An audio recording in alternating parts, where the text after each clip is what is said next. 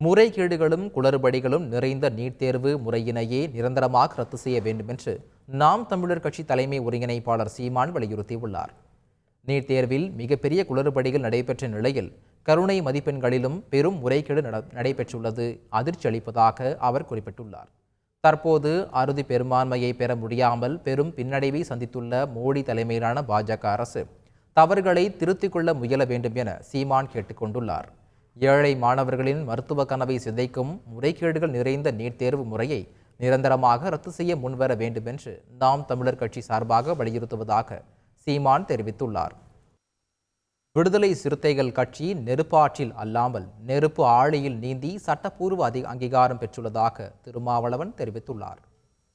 நெருப்பாற்றில் நீந்தினோம் என்று சொல்வார்கள். நான் நெருப்பாறு என்று கூட சொல்ல மாட்டேன். நெருப்பாழியில், ஆழின்னா கடல், நெருப்பாழியில் நாம் தத்தளித்தோம். நெருப்பு குழம்புல அப்படி கடந்து வந்திருக்கோம். எல்லாவற்றையும் சகித்து கொண்டு பொறுத்து கொண்டு அங்குலம் அங்குலமாக வளர்கிறோம், ஆனால் அழுத்தமாக வளர்கிறோம் என்று நான் அடிக்கடி சொல்லுவேன்.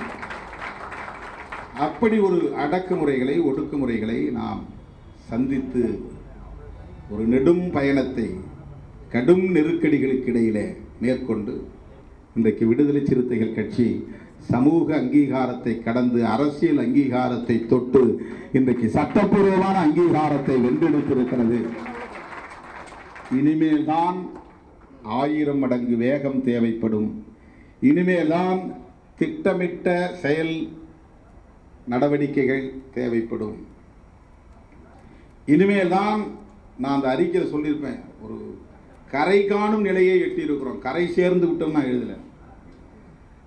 இந்த நெருப்பாழியில் நீந்திக் கொண்டே கரை காணும் நிலையை அப்படி அங்க இருக்கிற கரை அந்த பக்கம் இருக்கு.